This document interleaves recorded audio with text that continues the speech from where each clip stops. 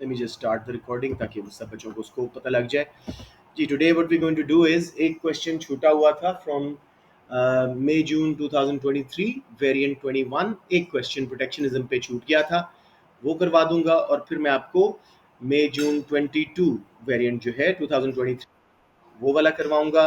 उसका section A हम करेंगे और अगर टाइम बचा तो सेक्शन बी को भी टच कर सकते हैं, लेकिन आई थिंक सेक्शन ए और प्लस ये 12 मार्क का क्वेश्चन है तो आई डोंट थिंक कि हमारे पास ज़्यादा टाइम होगा सेक्शन बी के लिए. समर 23 मार्च 23. अरे मैंने पेपर नहीं रखा हुआ, एक सेकंड. मार्च 23 P4 रखा हुआ है मैंने, लेकिन एक सेकंड जी मैं जल्दी से निकाल लेता हूँ. जो कल हम पेपर कर रहे थे ना उसका एक ही पार्ट छोटा सा रह गया था. आसान सा क्वेश्चन था, मैंने कहा कि कल आराम से करेंगे क्योंकि वो रश्ड आंसर अच्छा नहीं होता. समिट 23 क्वेश्चन पेपर 21 आसान क्वेश्चन है, रिपीट इसकी बहुत है, so this is why I would like to do it जरा थरोली. राइट जी, so here we are. Summer 23 का पेपर है, वेरिएंट 21 और इसका आखिरी क्वेश्चन पार्ट बी हमारा रहता था. तो ये जी, assess whether arguments for protection in the context of international trade are always stronger than arguments against. Assalamualaikum Daniel, pleasant surprise. Let's see G, question 5 part B. Assess whether arguments for protectionism in the context of international trade are always stronger than the arguments against. Basically, why protection should be done, why it should not be done. ठीक है, protectionism के फ़ायदे 4 marks के लिए और 4 marks के लिए उसके नुकसान, और फिर इवेल्युएट कहाँ कहाँ करना चाहिए, किस किस सिचुएशन में और कितनी देर के लिए, क्या ये आर्गुमेंट स्ट्रांग है इसके हक में या वीक है. तो अब मैं आप लोगों के साथ स्टार्ट कर रहा हूँ. कोई बच्चा आप में से मुझे प्रोटेक्शनिज्म को डिफाइन कर दो.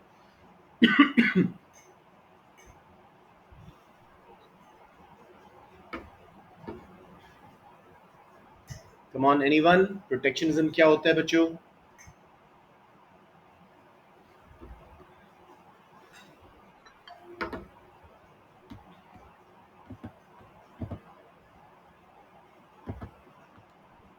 इतने खराब हालात नहीं हो सकते कि आपको प्रोटेक्शनिज्म की डेफिनेशन भी ना आती हो सारी क्लास को. कम ऑन बच्चों, come on. Yeah. G, will somebody define protectionism? Anyone? जी बेटे बोले Anas.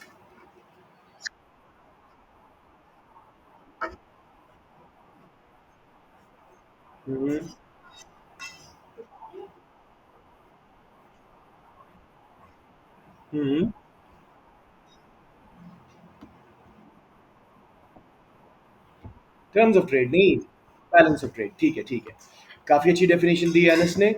Protectionism is use of policies to restrict imports and increase या encourage exports. Basically we're protecting domestic industries from international competition.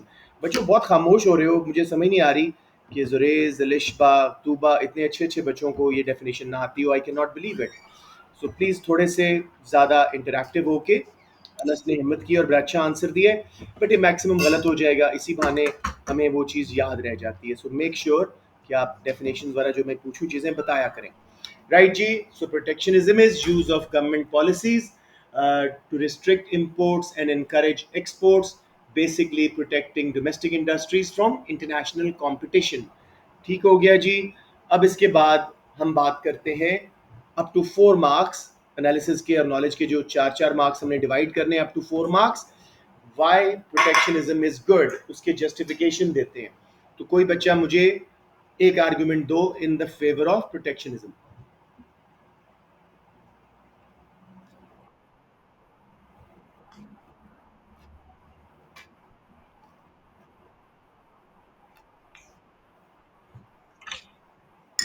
Very nice. मासिल ने कहा जी to prevent dumping.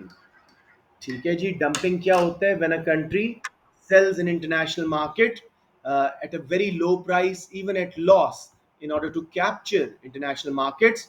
As a result, uh, other local firms हमारी exports नहीं कर पाएंगी international market में, तो डंपिंग इज एंटी कंपेटिटिव, इसके खिलाफ प्रोटेक्शनिज्म होना चाहिए। सबको क्लियर हो गया बेटे? एटलीस्ट ये पूछ लो, किसको क्लियर नहीं है डंपिंग क्या होती है तो कम से कम ये पूछ ले। Come on guys, wake up, थोड़ा सा इससे बाहर निकलो, ये खामोशी वाला जो है ना, this is not going to help either you और मी। जी मेरे बेटा शाबाश। हम्म। लास्ट पॉइंट, एक ही तो पॉइंट किया एनीवेज। डंपिंग, यहाँ कोई मसला नहीं। डंपिंग क्या होता है, आप लिखेंगे इंग्लिश में, when a country sells a product in international market at a very low price in order to capture the international market and become a monopoly. Therefore, countries should protect against dumping, ताकि उसकी जो exports हैं वो बिला वजह international market में lose out ना कर जाए। समझ आ गया बनस?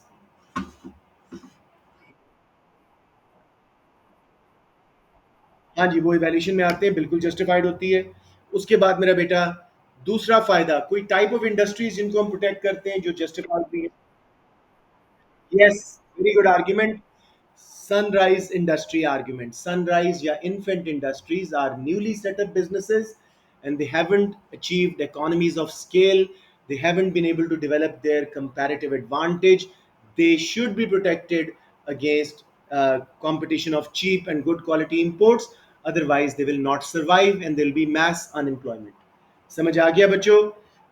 जो नई नई स्टैब्लिश इंडस्ट्रीज हैं उनको प्रोटेक्ट करने के लिए हमें प्रोटेक्शन करनी पड़ती है, टैरिफ कोटाज लगाने पड़ते हैं, क्योंकि अभी ये नई नई सेटअप हुई थी। जैसे बच्चे को प्रोटेक्ट किया जाता है, इनको प्रोटेक्ट करना चाहिए, वरना ये अच्छी क्वालिटी की चीप एक्सपोर्ट्स के मुकाबले में, इंपोर्ट्स के मुकाबले में सरवाइव नहीं कर सकेंगे। सबको क्लियर है बच्चों? अब मैं नाम लेके पूछता हूँ। सनसेट इंडस्ट्री आर्ग्यूमेंट, फहद आप बता दो, सनसेट इंडस्ट्री आर्ग्यूमेंट क्या है?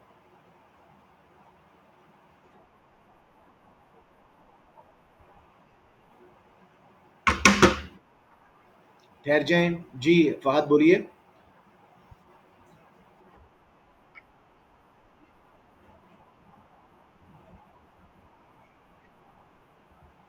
बात तो ठीक है आपने, लेकिन आपने डूब रही का वर्ड बोला है। थोड़ा सा मैं अच्छी इंग्लिश सुनना चाह रहा हूँ, आपके एक्सप्रेशन का मैं ठीक करना चाह रहा हूँ।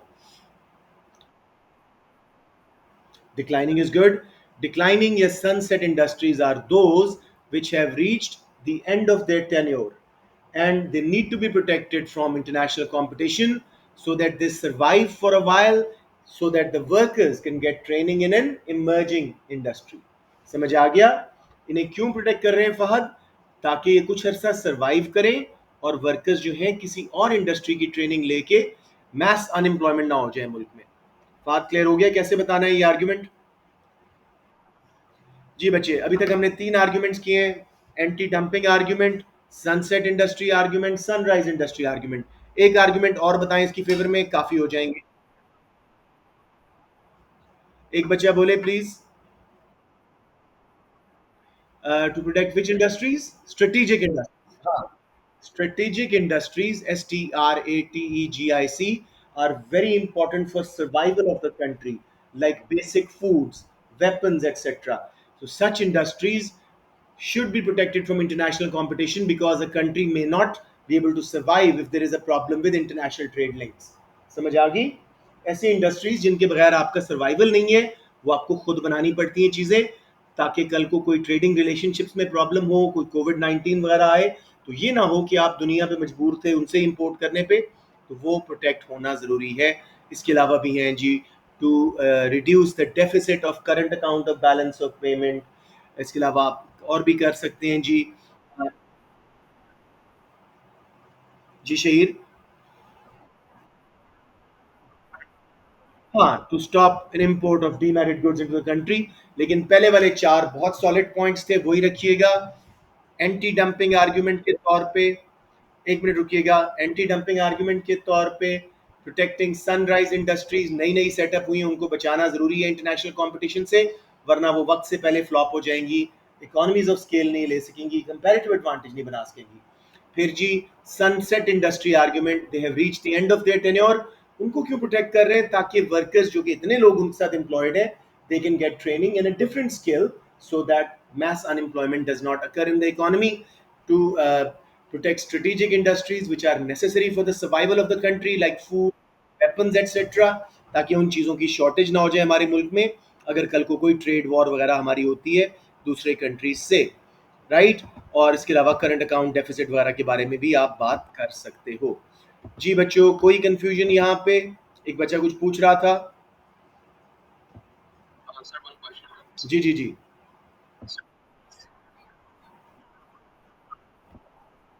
To raise government revenue, exporters को आप सब्सिडी भी तो देते हो ना मेरा बेटा, तो जरूरी नहीं है कि रेवेन्यू बढ़े। um, मासिल, बड़ा मिक्स सा पॉइंट होएगा, आज तक किसी टेक्स्ट बुक में मैंने नहीं पढ़ा ये, सो डोंट यूज दैट। या let's move on, stick to the syllabus बेटे, इतने पॉइंट्स हैं, 8 पॉइंट्स आपके नोट्स में लिखे हुए हैं, तो why go to unfamiliar points जिसका स्कोर ना मिले। Up to 4G, why not protection क्यों जस्टिफाई नहीं होती, क्यों अच्छी चीज नहीं है? कोई बच्चा बताए जी, फ्री ट्रेड के फायदे। जी जी शहीद। Retaliation.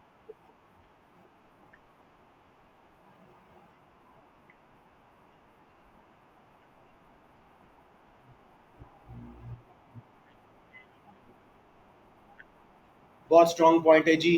Country may not be able to build their comparative advantage on the goods they should have specialized on, because they protecting their industry.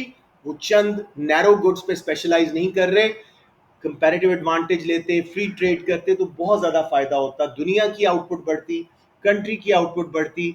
हमने वो एक मेजर अपॉर्चुनिटी कॉस्ट ली है, कंपैरेटिव एडवांटेज नहीं हासिल किया। और कोई फायदा जी फ्री ट्रेड का? हम्म। चलें ठीक है। If we use protectionism, other countries will also, एक सेकंड वेट करें, other countries will also use retaliation against us, they will also impose tariffs and quotas on our exports, तो हमारा ट्रेड रिलेशनशिप भी खराब होंगे और हमारा करंट अकाउंट भी डेफिसिट में जा सकता है। जी और बताएं।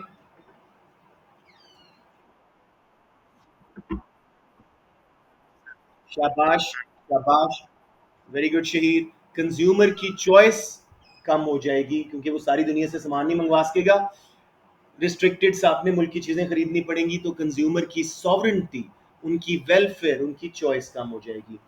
Ideas of new technology and I great ideas of business management वो नहीं आपके मुल्क में फ्लो करेंगे।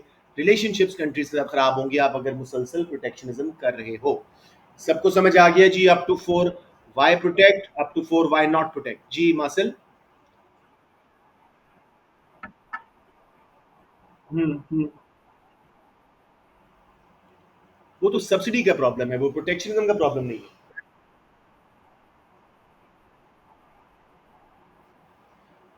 Because it's a problem of subsidy, not protectionism, bete. Yeah. Again, Marcel, my request, stick to the syllabus, bete. I am not joking. These guys have very limited time in checking paper. आपके papers expand कर करके देख रहे होते हैं और mark scheme से tally करते जाएं तो स्कोर देते जाते हैं, वरना काटते जाते हैं। सो वाई टेक अ रिस्क? अगर तो अच्छा एग्जामिनर है, थरोली पढ़ रहा है, वो कहते हैं जी हम 12 मिनट में P2 चेक कर लेते हैं, और मेरी हिस्टोरिकली मैंने फास्टेस्ट 18 मिनट में चेक किया हुआ है after like doing so many of those papers. So उन लोगों की स्पीड बहुत ज्यादा है, they will overlook such points. Masil, stick to the syllabus मेरा बेटा, ठीक है? I am not saying you saying wrong, but ये वाला पॉइंट वैसे भी पसंद नहीं आया मुझे कि सब्सिडी के नुकसान को हम प्रोटेक्शनिज्म के नुकसान में क्यों लेके जा रहे हैं। Got the point? प्रोटेक्शनिज्म का नुकसान है वो। लेट्स मूव ऑन जी, ये हो गए हमारे आर्ग्यूमेंट्स में। क्विकली एक बार लिस्ट कर रहा हूं जी, बोले बोले। कॉस्ट पुश इन्फ्लेशन, अगर आपने इंपोर्टेड रॉ मटेरियल्स पे टैरिफ लगाए थे, यस कॉस्ट पुश इन्फ्लेशन आ सकती है, नॉट रॉन्ग, ठीक है। अच्छा जी, अब उसके बाद देखो देखो अगेन, वो कहता है वेल एक्सप्लेन्ड, एक पॉइंट की आपको 2 मार्क्स वो दे देगा, तो जिसको वो वेल एक्सप्लेन्ड मांगता है उसमें बहुत कम बच्चे करते हैं बेटे, ठीक है? तो लिहाजा 3 कम अज कम करें, और अगर 4 कर दें तो बहुत ही अच्छा है, ठीक है? Up to one side. चार आर्ग्यूमेंट्स। अब मैं रिवाइज करवा रहा हूं जी। प्रोटेक्शनिज्म के फायदे: number one, anti dumping argument दें। Number two, sunrise industry argument दें। Number three, sunset industry argument दें। Number four, strategic industry argument दे दें, या करंट अकाउंट डेफिसिट कम करने के लिए हम प्रोटेक्शनिज्म यूज करें। अब अप टू फोर हम प्रोटेक्शनिज्म यूज करने के नुकसानात क्या हैं? हम अपना कंपैरेटिव एडवांटेज डेवलप नहीं करते, अपनी स्पेशलाइजेशन नहीं कर पाते चंद चीज़ों में, क्योंकि हमें हर चीज़ खुद बनानी पड़ती है, सेल्फ सफिशिएंसी करनी पड़ती है, इंपोर्ट्स हम कम कर रहे हैं, तो एज अ रिजल्ट हमारा कंपैरेटिव एडवांटेज। सॉरी सॉरी,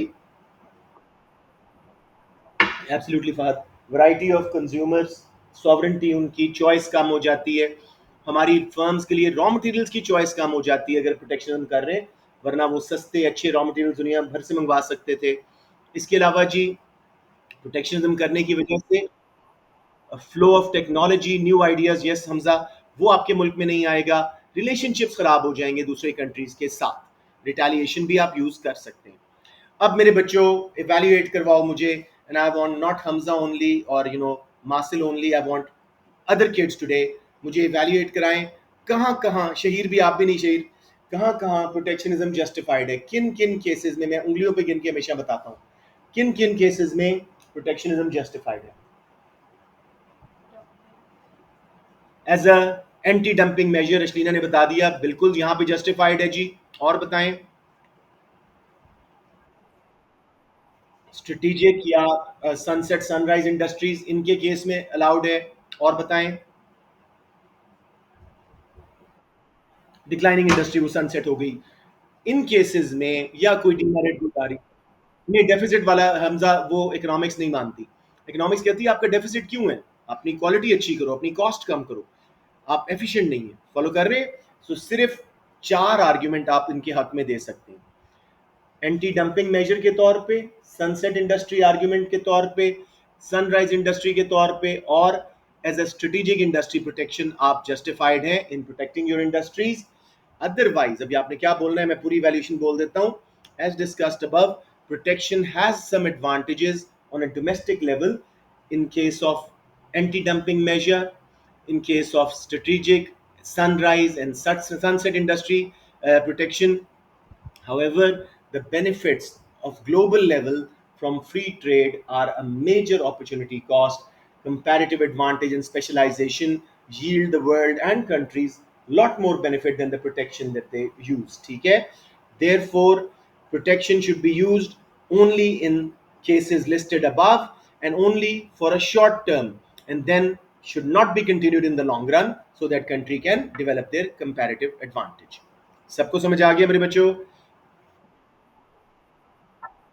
हम्म। हाँ, बिल्कुल होता है, बिल्कुल होता है। आप बिल्कुल कह सकते हैं कि ओवर स्पेशलाइज भी ना कर बैठे कंट्री, उस केस में भी प्रोटेक्शन करना जरूरी है, क्योंकि ये ना हो कि वो इंटरनेशनल ट्रेड पे, जैसे थाईलैंड है, श्रीलंका का क्यों आया था आपका ये जो insolvency, that was because of relying so much on tourism. जैसे ही टूरिस्ट आना बंद हुआ, श्रीलंका की इकोनॉमी क्रैश कर गई।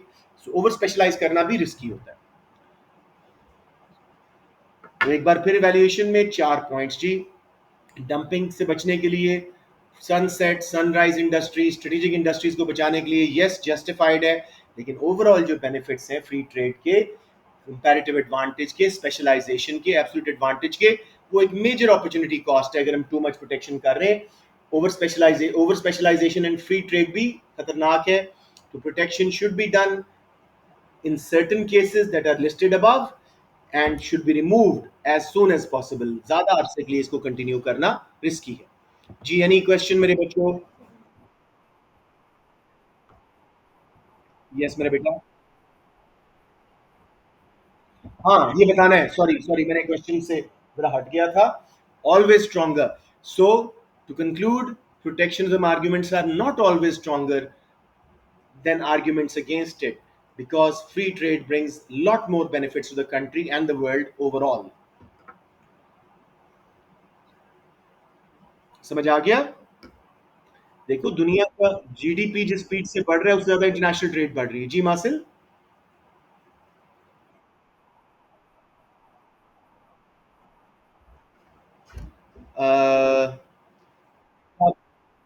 3 मार्क्स लूज कर जाएंगे और मैं क्या कह सकता हूँ muscle.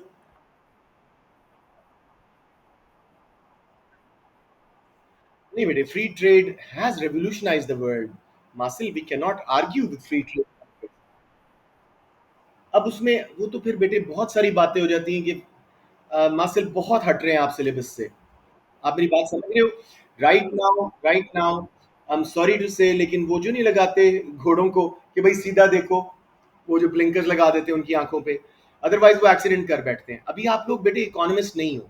You guys are excellent students but you are not economists. Do not challenge the basic theories which are established by now. ठीक है? दुनिया चेंज हो गई यार। Go back to when there was specialisation.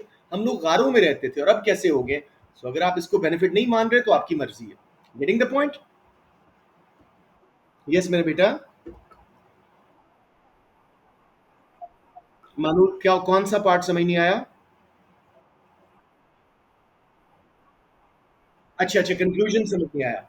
आपने कहाँ कहाँ प्रोटेक्शनिज्म को जस्टिफाई करना है मानूर? एंटी डंपिंग आर्ग्यूमेंट के तौर पे, sunset industry argument, sunrise industry argument और स्ट्रेटेजिक इंडस्ट्री आर्ग्यूमेंट के तौर पे, ये 4 जगहों पे प्रोटेक्शन जस्टिफाइड है। Other than that, free trade बहुत बेहतर चीज है, उसके ग्लोबल लेवल के बेनिफिट्स हैं। दुनिया पूरी रेवोल्यूशनाइज हो गई है कंपैरेटिव एडवांटेज के थ्रू। हाउएवर टू कंक्लूड, ये कहना कि प्रोटेक्शनिज्म के बेनिफिट्स आर ऑलवेज स्ट्रॉन्गर, नहीं। प्रोटेक्शन के बेनिफिट्स जो हैं वो फ्री ट्रेड से बहुत कम है, लेकिन हमें सर्टेन मौकों पे करनी चाहिए प्रोटेक्शन और शॉर्ट रन के लिए। Now you got it Manur? आपने मुझे एक क्वेश्चन भेजा है, लेकिन क्वेश्चन नहीं भेजा आपने, आंसर भेजा हुआ है। Please send me the question so I can check. Okay okay जी। Back to the next paper. This paper is done. कोई क्वेश्चन इस के मामले में, इस क्वेश्चन पे? मासिल, यू अंडरस्टैंड बेटा? Okay great. Let's move on to summer 23 question paper 22। जी मेरा बेटा।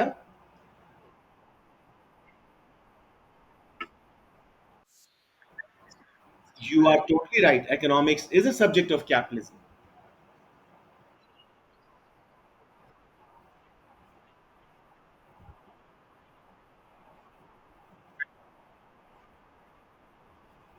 बेटी जब इकोनॉमिक्स है ही इसके बेस के ऊपर कि भाई free trade is the best, free market is the best, तो हम कैसे आर्ग्यू करें उससे? Sorry?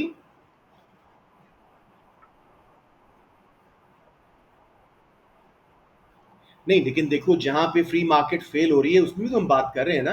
Demerit goods, merit goods, external cost, सारा कुछ उसकी बात भी तो हो रही है।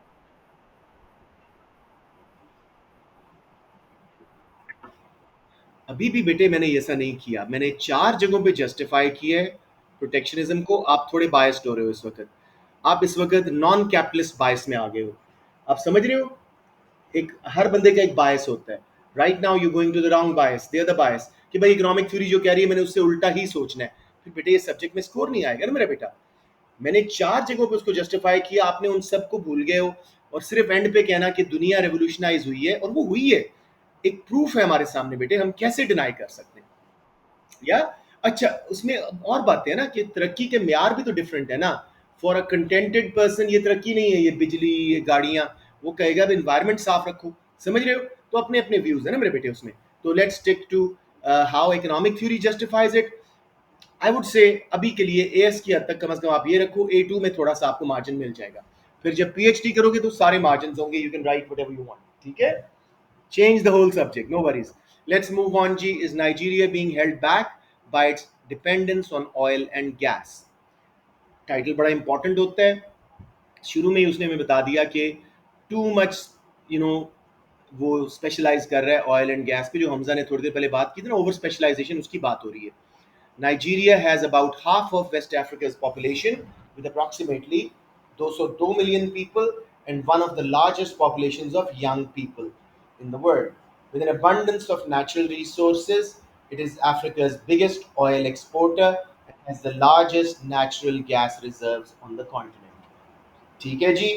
फिर नाइजीरिया इज हाईली वल्नरेबल। जैसे अभी हमने बात की थी कि टू मच स्पेशलाइजेशन भी बुरी है। Nigeria is highly vulnerable to global economic disruption caused by COVID-19 pandemic, particularly due to steep decline in oil prices.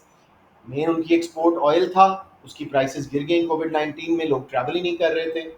Nationally, 40% of Nigerians live in poverty, while another 25% are vulnerable and could fall into poverty due to pandemic. ठीक है जी. Oil accounts for 80% of Nigeria's export revenues, a dominant position that it has occupied since 1970s. बहुत heavily उनकी exports oil based हैं. Many people believe that Nigeria needs to move further away from from its dependence on oil and natural gas. ठीक है जी. उसके बाद क्या है? Natural gas. हाँ. Initial attempts at diversification is कि आप दूसरी इंडस्ट्रीज डेवलप करो ताकि आपका रिस्क कम हो, सिर्फ ऑयल एंड गैस पे डिपेंडेंट ना हो. Initial attempts at diversification. Right जी. उसके बाद produce limited gains as the policies have been aimed mainly at the domestic market to create jobs and to improve living standards. There needs to be a focus on export oriented manufacturing that should boost economic growth, and it has done in countries as it has done in countries such as Malaysia and Indonesia. यहाँ पे वो क्या कह रहे हैं जी, government ने कुछ कोशिश की है डाइवर्सिफिकेशन की, लेकिन वो डोमेस्टिक हद तक थी. अपने मुल्क में डिफरेंट किस्म की इंडस्ट्रियलाइजेशन करने की कोशिश की गई और लिमिटेड सक्सेस हुई है. उन्हें चाहिए गवर्नमेंट को, according to this article, export oriented growth की तरफ जाएं. ऑयल एंड गैस के अलावा दूसरी एक्सपोर्ट्स पे भी अपना कंपैरेटिव एडवांटेज डेवलप करें. इस तरह डाइवर्सिफाई करेंगे तो इकोनॉमिक ग्रोथ आएगी, जैसे मलेशिया और इंडोनेशिया ने ली है. Based on experience of these countries, more open trade and competition policies would help to diversify the economy, especially the African Continental Free Trade Area (ACFTA) takes effect. उन्होंने कहा जी जब वो एक African continental free trade area affect हो जाएगा, तैयार हो जाएगा, बन जाएगा, तो उस वक्त नाइजीरिया के लिए बड़ी अपॉर्चुनिटी है कि वो इंटरनेशनल ट्रेड में फ्री ट्रेड करें. Nigeria needs to create at least 5 million new jobs each year to employ its growing population of young people. एक बार जरा इस डेटा को देख लें. इकोनॉमिक ग्रोथ जो है 2016 में पॉजिटिव थी, फिर स्लो रेट पे बढ़ी, फिर तेजी से बढ़ी, फिर और तेजी से बढ़ी, लेकिन पेंडेमिक की वजह से नेगेटिव जीडीपी गिरना शुरू हो गया. ठीक है. उसके बाद जी इन्फ्लेशन रेट मुसलसल हाई रही है, एट वेरिंग थोड़ी सी फ्लक्चुएशन के साथ. करंट अकाउंट बैलेंस सरप्लस था और सरप्लस कुछ अर्सा बढ़ा 18 तक, फिर मैसिव डेफिसिट में कन्वर्ट हो गया as percentage of GDP. Government का बजट बैलेंस मुसलसल डेफिसिट था और वो बढ़ता गया डेफिसिट. अनएम्प्लॉयमेंट रेट एक स्टडी लेवल पे है लेकिन बढ़ता जा रहा है. सबको समझ आ गया कैसे इसको इंटरप्रेट करना है बेसिक डेटा को? अब बेटे, oh my god, अभी भी है. Nigeria's economy entered a recession in 2020 due to fall in crude oil prices caused by falling global demand and measures to fight the spread of COVID-19. उन्होंने कहा जी उनका recession और बढ़ा क्योंकि एक तो ग्लोबली डिमांड जो ऑयल की गिरी थी और उसकी प्राइसेस गिरी थी, क्योंकि कोविड 19 के लिए उन्होंने लॉकडाउन लगा दिए थे. Inflation rose in 2020 due mainly to higher food prices, removal of fuel subsidies, and increase in price of electricity. The budget deficit also worsened in 2020 because COVID-19 pandemic caused higher government spending and lower tax revenues, adding to the national debt. आखिरी paragraph जी, Nigeria's national debt is sustainable at 25% of GDP. इतना बहुत heavy नहीं है, 1/4 of GDP है, but interest payments are high, accounting for about 50% of government spending. इस लिहाज से काफ़ी बड़ा हिस्सा ले रहा है गवर्नमेंट की स्पेंडिंग का, आधा इंटरेस्ट पे करने में लग रहा है इंटरनेशनल डेट के. Nigeria's government could improve its finances by reforming domestic tax collection. वो कह रहे हैं टैक्स सिस्टम अपना बेहतर कर दो, कलेक्शन बेहतर कर दो, तो ये मसला हल हो सकता है. Non-oil tax revenue is equivalent to just 4% of GDP. An increase in the rate of value-added tax from 5 to 7.5% in 2020 resulted in less revenue than forecast because of the recession. A wider tax base could help the budget, but this will require significant reform to reduce both tax evasion and a large informal economy. Tax evasion means लोग जो tax चोरी करते हैं, informal economy जो declared नहीं होती, hidden economy किस्म की, वो वाली. ठीक है जी. तो अब हम जा रहे हैं क्वेश्चंस पे. बेटे पहला क्वेश्चन हमेशा डेटा से उसने को फिगर लेने होते हैं, और मैं आपको काफ़ी सारे करवा चुका हूँ. Do not comment vaguely. Comparison means दो चीज़ें निकालो और उनको आपस में कंपेयर करो, दो डिफरेंसेस बता दो या कोई जो भी आपको उसमें नजर आ रहा है. Compare the government budget balance of Nigeria in 2016 with the government budget balance इन 2020. अब आपकी नज़रें जब मैं डेटा दिखाऊं, 2016 का बजट बैलेंस देखो, फिर 2020 का बजट बैलेंस देखो. नोट करो कि डेफिसिट है, सरप्लस है, क्या है, और क्या इंक्रीज हुआ है या कम हुआ है, जो भी. इस तरह के दो कमेंट्स मुझे चाहिए. मुझे बताइए जी. लेट्स से ये है जी गवर्नमेंट का बजट बैलेंस. मुझे अम, मानूर आप बताइए 2016 में और 20 में बजट के क्या हालात थे, फिर कंपैरिजन दो.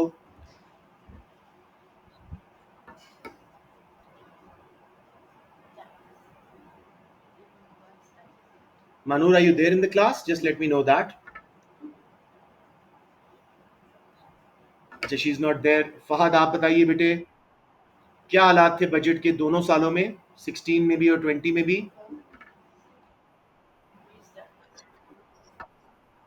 Shabash, that's the 2 marks. There were deficit in both years and the deficit increased between the period. ठीक है. नहीं, उसने रीजन नहीं पूछी, उसने सिर्फ कमेंट पूछा हुआ है. So you don't have to explain why the budget deficit increased. सबको समझ आ गया है? किसी को कंफ्यूजन यहाँ पे? हाँ.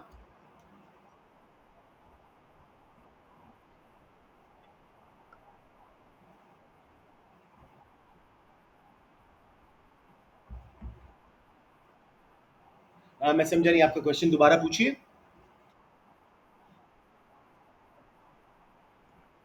जी जी जी जी जी जी.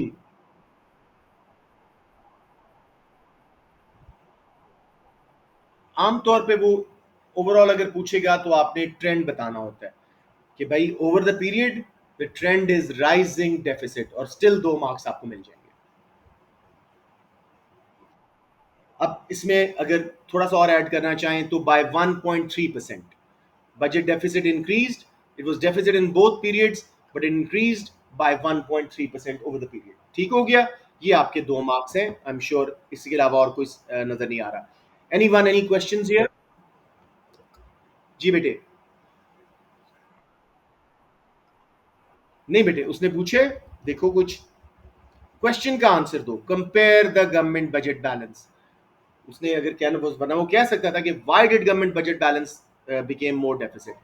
इसलिए please stick to the question, stick to the syllabus, otherwise काम खराब हो रहा है. ठीक है. वो मेन चीज ही वही है, आप क्या मेंशन करते वरना.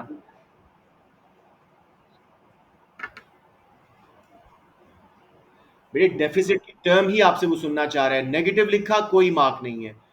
बजट इज बैड, कोई मार्क नहीं है. Budget was deficit in both years and deficit increased. Simple. अब बेटे second question. Using PPC diagram demonstrate the impact of a rising level of unemployment on the Nigerian economy. Data की कोई जरूरत नहीं है. कैसे दिखाएंगे मुझे जल्दी से एक बच्चा बताओ. बिल्कुल सही है, बिल्कुल सही है. आप क्या करोगे जी. सबसे पहले पीपीसी में कॉमन गलती दो होती हैं, वो मैं जरा जल्दी से आप लोगों को दिखा दूं. जी बेटे जल्दी.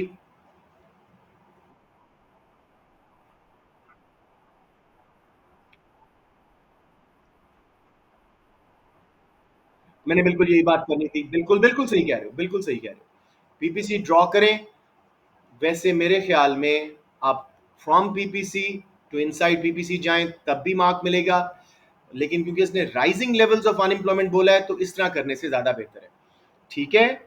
Unemployment does not shift PPC. Common mistakes, यहाँ प्राइस लिख देते हैं बच्चे गुड वाई गुड एक्स की बजाय क्वांटिटी लिख देते हैं. तो लेबल सही रखें. चाहे पीपीसी से एक पॉइंट अंदर लाएं या अंदर पॉइंट से फर्दर इनसाइड लाएं, दोनों में मेरे ख्याल में स्कोर मिल जाएगा. और आपको कुछ एक्सप्लेन करने की जरूरत नहीं है. Do not waste time. Statement पढ़ें. डेमोन्स्ट्रेट सिर्फ शो करना है आपने, एक्सप्लेन नहीं करना. Save yourself time. सबको समझ आ गया? चले एहतियातन जल्दी से मार्क्स की देख ही लेते हैं. मार्क्सिल की बात से मुझे लगा Between 16 and 20 deficit, budget deficit था, increase हुआ. Must refer to the fact that budget is deficit in both years. Do not expect, जैसे आपने कहा शहीद, do not accept become worse negative, वो ये terms जब तक नहीं बोलोगे, deficit increased. ठीक हो गया, it was deficit in both years and it increased. फिर जी, for an accurately labeled BPC, axis labeled as two products and curve touching both. कुछ बच्चे स्पेशली बीसीपी के यूं करके पीपीसी बना देते हैं, 0 मार्क्स, क्योंकि PPC has to touch both axes, ये डिमांड कर्व नहीं है. दो गुड्स के नाम लिखें, गुड वाई, गुड एक्स, फिर चाहे पॉइंट इनसाइड पीपीसी से थोड़ा सा और इनसाइड कर दें या फ्रॉम पीपीसी थोड़ा सा इनसाइड, ये अनएम्प्लॉयमेंट बढ़ती नजर आ रही है. अब let's see what the mark scheme says. Showing a movement to the left within the curve और from the curve to a position within the curve, तो मासिल दोनों एक्सेप्टेबल है. जी बेटी जल्दी से.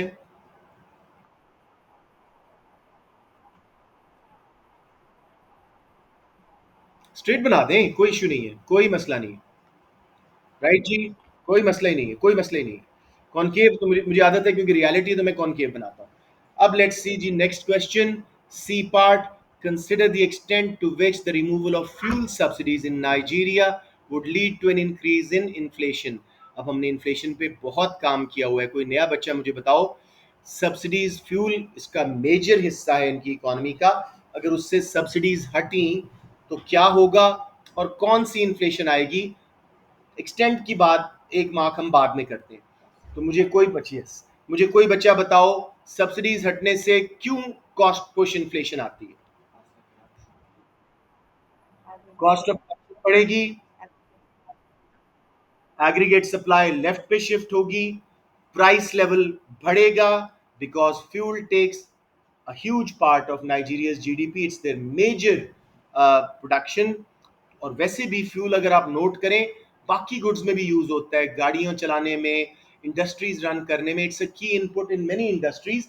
तो नॉट जस्ट फ्यूल इटसेल्फ महंगा होगा, बल्कि दूसरे आइटम्स बास्केट के भी महंगे होंगे. समझ आ रहा है. अब जरा जो consider the extent to which, इसकी बात करते हैं. It will depend on how much weightage has been given to fuel in the CPI. It must be very high. Sorry, कौन सा वाला.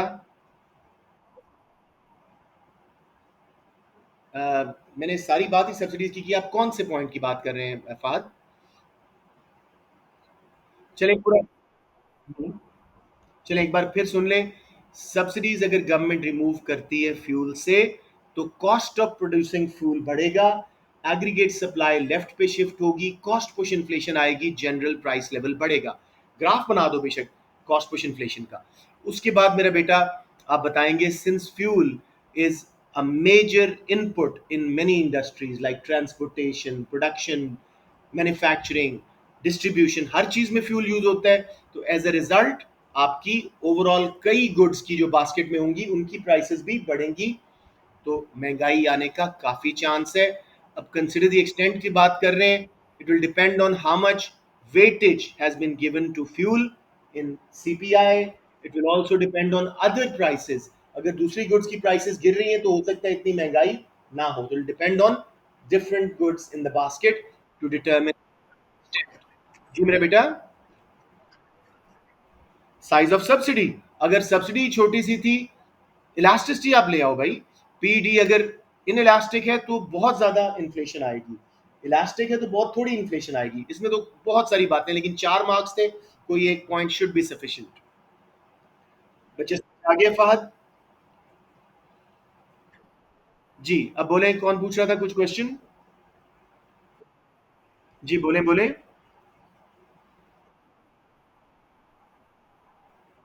कॉम्प्लीमेंट्स, बिल्कुल कॉम्प्लीमेंट्स की बात है. फ्यूल गाड़ियों में यूज हो रहा है, फ्यूल ट्रांसपोर्टेशन में यूज हो रहा है, फ्यूल इंडस्ट्रीज की मैन्युफैक्चरिंग में यूज हो रहा है, हर जगह पे यूज हो रहा है.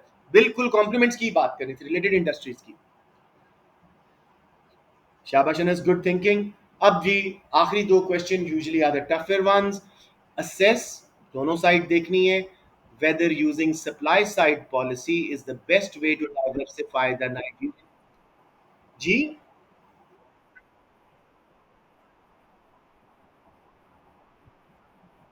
लेकिन देखो कॉम्प्लीमेंट्री है ना, देखो कहाँ कहाँ fuel as a input use हो रहा है, वो कॉम्प्लीमेंट से बन रहे हैं ना, तो इट्स ओके।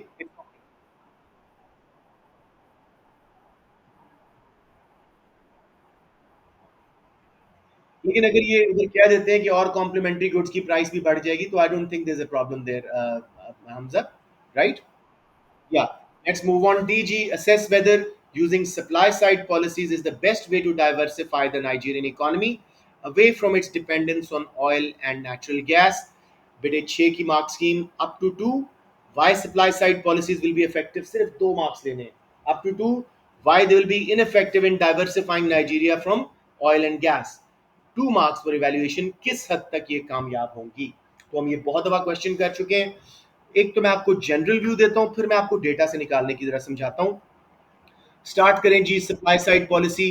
कोई दो पकड़ें कि कैसे आप डाइवर्सिफाई करोगे नेचुरल गैस एंड ऑयल से, और उसका बेनिफिट्स बताओ कि कैसे हम डाइवर्सिफाई कर सकेंगे। Very good. Training and education of workers से कैसे क्या होगा, कैसे डाइवर्सिफाई होगा? जब तक डाइवर्सिफिकेशन का लिंक नहीं दोगे, स्कोर नहीं मिलेगा। बोलिए मासिल।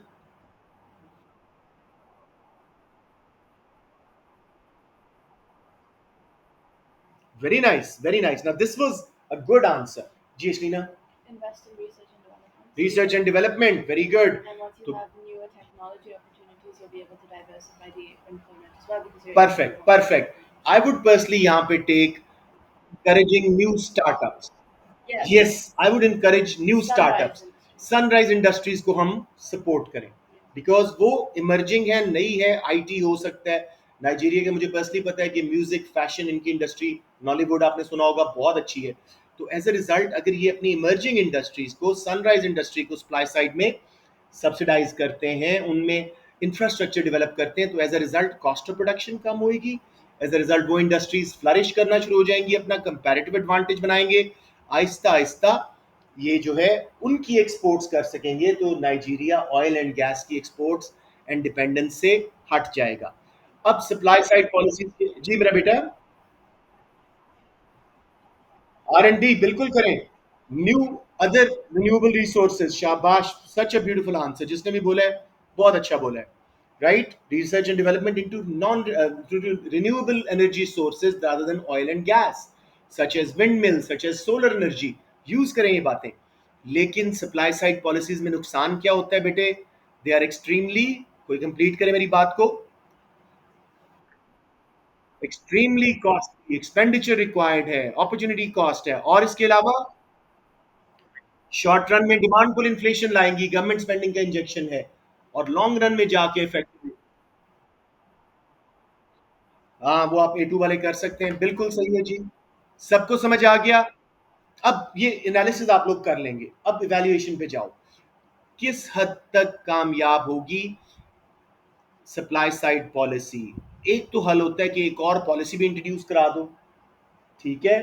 तो आप कहें कि government should also use demand side policies such as monetary policy, reduce interest rates, increase money supply, because government is already in debt, is paying huge interest, so they may not have enough finances to finance supply side policies, so they can, to achieve quicker and short run growth in diversification, they can go for reduced interest rates ताकि immediately। Sorry. हाँ जी, पूछे पूछे।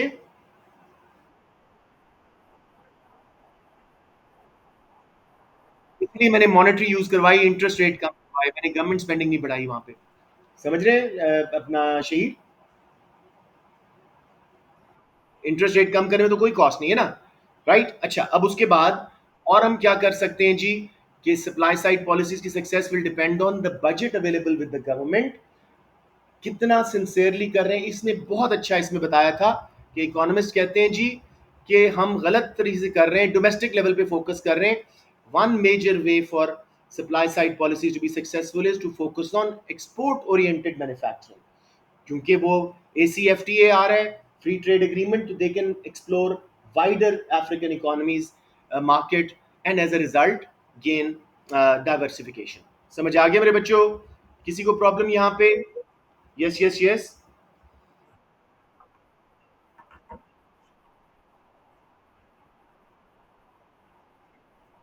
हाँ हाँ, करें करें। Education and training soft infrastructure था, hard infrastructure भी हमने मैनेज मेंशन कर दिया था। बिल्कुल ठीक है। राइट। बिल्कुल ठीक है। अब जी E part assess whether adjusting the collection of direct tax और indirect tax is likely to be more effective in increasing the tax revenue collected by the Nigerian government. बहुत सिंपल क्वेश्चन और बच्चे mess up कर देते हैं। Up to 2 marks, benefits of direct taxes in raising revenue, या problem साथ में। Up to 2 for indirect taxes के benefits and problems in raising revenue. Direct taxes का फायदा क्या है? They are progressive in nature. Higher the income, higher the tax rate. They take a larger proportion of riches income and smaller proportion of poor's income. Income gaps कम होते हैं, तो they are very fair. साथ में जी, जी sorry,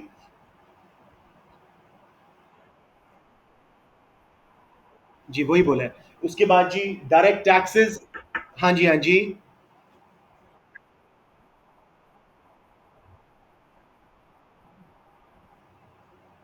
तो आप कह दें कि प्रोग्रेसिव होते ही प्रोग्रेसिव है बेटे डायरेक्ट। सॉरी।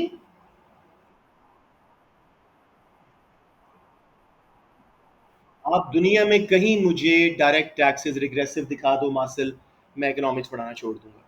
देखिए, अंडरस्टूड कि higher the income higher the tax rate. Pakistan में भी अगर आप 6 लाख से कम कमा रहे हो, कोई टैक्स नहीं है। उसके ऊपर 8% है, फिर 12%, फिर हाईएस्ट ब्रैकेट 35%। पे प्रोग्रेसिव है। आप बोल देना कि they should be design progressively. आप अपनी सेटिस्फैक्शन के लिए बोल देना। इनडायरेक्ट टैक्स, अब उसका नुकसान। However direct tax. जी बेटे हमजा।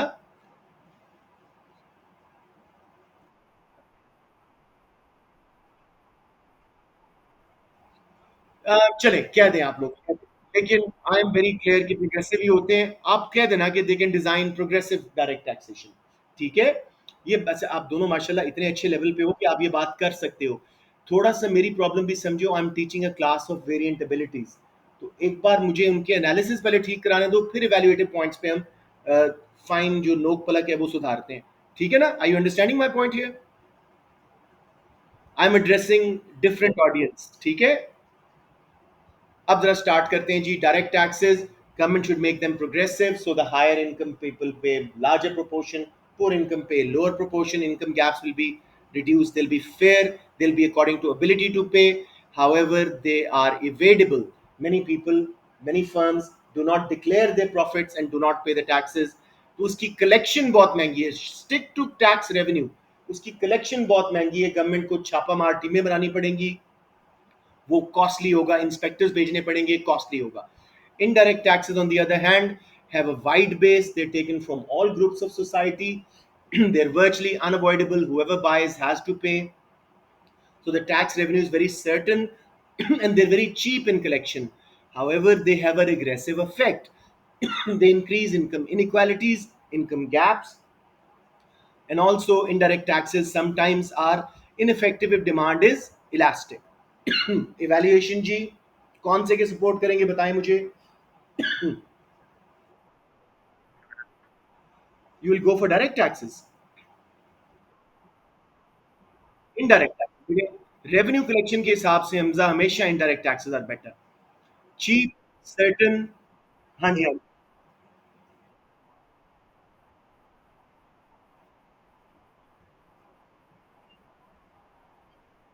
आई wish I could say that. ये बिल्कुल इकोनॉमिक बुक्स यही बोलती हैं। सीआई मार्क स्कीम समहाउ इससे डिसएग्री करती है। सीआई मार्क्सिम कहती है कि डायरेक्ट टैक्सेस का अनसर्टेन रेवेन्यू है, लोग छुपा लेते हैं, और इनडायरेक्ट टैक्सेस का सर्टेन रेवेन्यू है, हालांकि इनडायरेक्ट टैक्सेस का भी अनसर्टेन है, क्योंकि demand patterns can keep changing, right.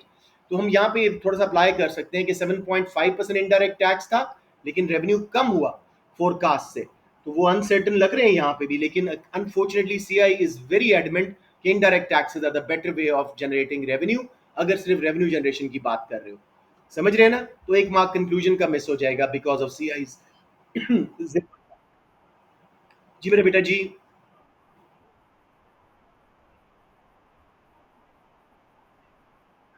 हाँ। Oh very nice, very nice, very nice, very nice, बिल्कुल ठीक है। इनफॉर्मल इकोनॉमी को लेके आओ, बहुत अच्छा पॉइंट है। अब एक बार मैं रिपीट कर रहा हूँ, direct taxes government should design them in a progressive nature ताकि इनकम गैप्स कम हो जाएं।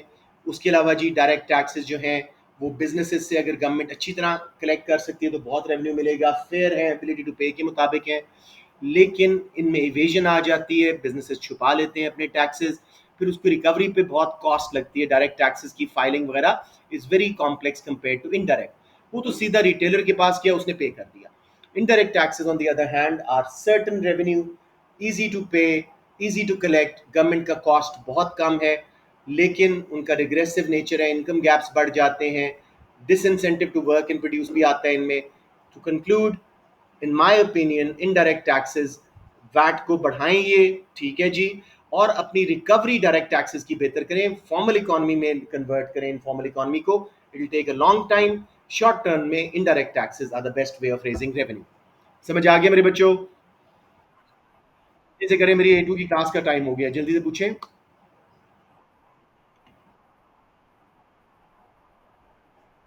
मैं आपको मार्क्स स्कीम दिखाता हूँ। ये देखो बच्चे, ये देखिए, ये मार्क्स स्कीम देख लें। जो ट्रेनिंग एजुकेशन की तुमने कर लिया था, ये वो कहता है जी up to 4 marks for explanation analysis, यानी कि 2 for direct taxes, up to 3 भी दे सकता है अगर एक साइड बहुत अच्छी की हुई है, एंड अप टू 2 या 3 दूसरी साइड पे इनडायरेक्ट टैक्सेस का। जी बोलें, अब क्या कह रहे हैं हमजा?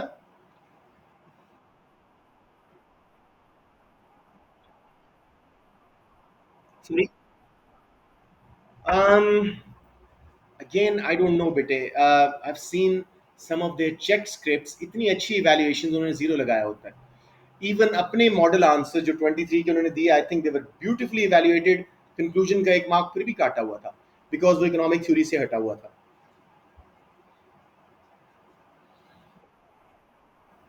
कैपिटलिस्ट इकोनॉमिक थ्योरी जी। Yes yes, quickly.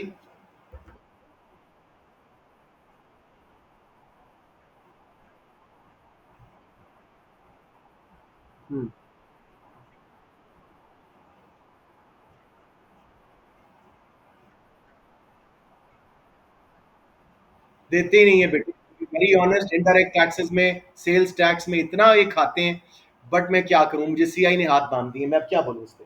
I you understanding my problem here? I want you guys to get A grades, A stars. I do not want to hear, unfortunately मैं पूरी इकोनॉमिक थ्योरी यहाँ नहीं पढ़ा पा रहा आपको, क्योंकि सीआई कुछ और कहती है। समझ रहे हैं मेरी बात? श्योर बेटे।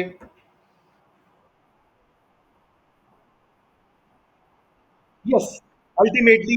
हाँ, रिकवरी आसान है, रिकवरी एट द एंड आसान है, सब प्रूफ में है। अगर फॉर्मल इकोनॉमी है, सब प्रूफ में। सो हमजा ने बिल्कुल सही बात की। At the end I do agree with CI. Indirect taxes simple हैं, ट्रांसपेरेंट हैं, चीप हैं, करेक्ट हैं, कलेक्शन बहुत चीप है। वही स्मिथ की जो इसकी है ना व्यूज, कैनन्स ऑफ टैक्सेशन, वो सारे इनडायरेक्ट टैक्सेस को, फेयरनेस को छोड़ के, इक्वालिटी को छोड़ के, बाकी सब कुछ उनमें है। अब I have to close the class. जी जी जी जी बोले।